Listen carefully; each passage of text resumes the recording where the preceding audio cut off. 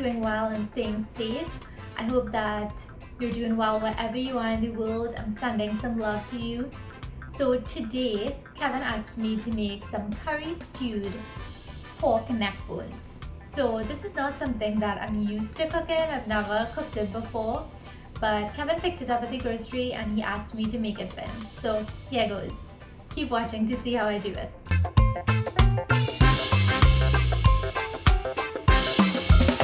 So I'm starting with about 4 pounds of pork neck bones, and you want to clean it by removing the excess skin and the loose fat and wash it well with some lemon or lime juice and water, or you can even use some white vinegar.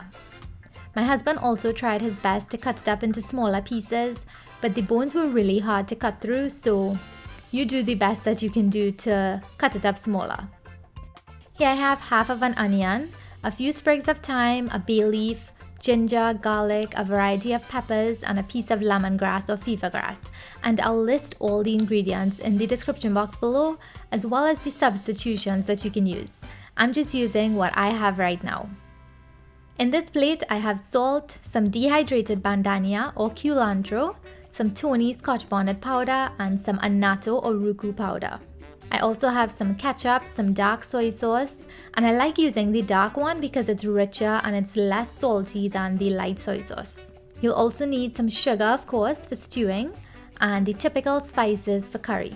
I like using some curry powder, turmeric powder, roasted ground jeera, and black amchar masala.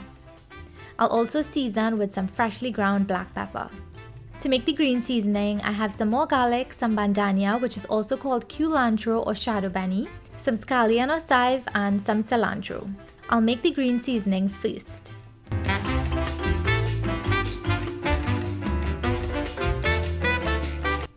Add the garlic, the bandhania, chive, and cilantro, and a little bit of water to the blender, and blend it until it's at the consistency that you like.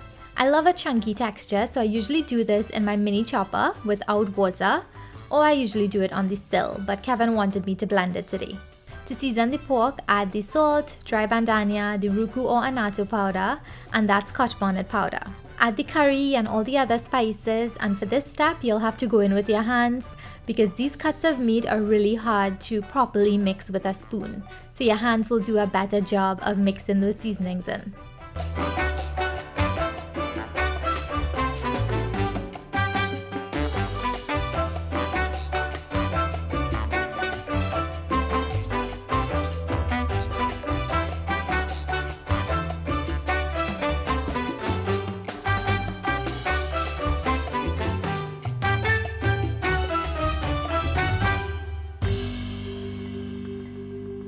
Once those dry seasonings are mixed, add the green seasoning that you just made, the soy sauce, the ketchup, the thyme, onion, peppers, garlic, bay leaf, and the fevergrass.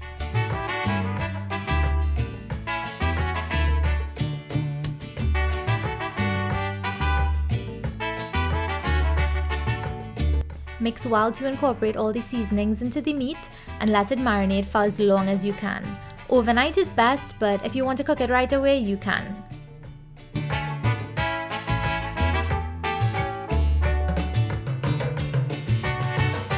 Now let me bubble the pot. Add some oil to a pot on medium heat and add some brown sugar, or you can also use white if you have. Once you see lots of bubbles and it starts swelling, and the color will also change from a light to a dark amber color,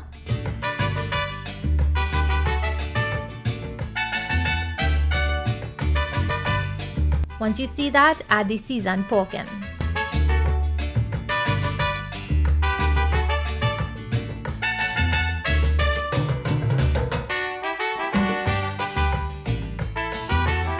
Give the meat a good mix to get it coated with that caramelized sugar. Let it bunjay or spring its natural juices, and you can cover it at this point to get the process started. Right now I have the heat on a medium high.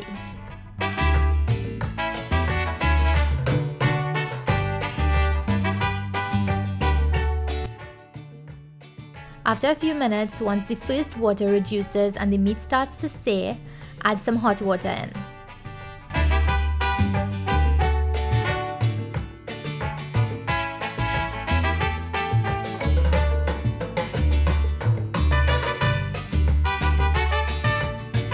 Once it comes up to a bubble, lower the heat and cover the pot.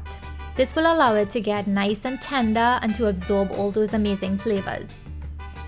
After 20 minutes of bubbling, take the cover off and add some more green seasoning. I'm also adding some more garlic because in my opinion, I think you can never have too much garlic. What do y'all think? Leave the cover off and let it bubble until it reduces to the consistency that you want. This shouldn't take too long again. Use a fork to test the meat so you'll know when it's ready. It should come really easily off the bone. Remember that the sauce will thicken as it cools, so leave as much or as little as you want.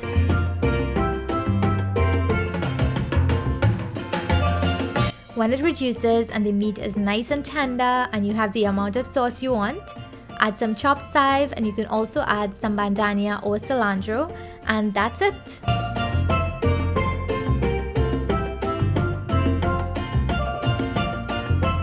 Kevin enjoyed his curry stewed pork with some dal puri roti that was generously sent by the lovely Auntie Karma. The roti was so soft and it paired well with this curry stew.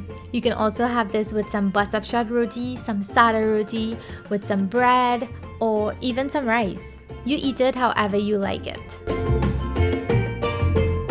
Thank you so much for watching. I hope you try out the recipe, and if you liked the video and it was really helpful, give it a big thumbs up and share your thoughts in the comment box below.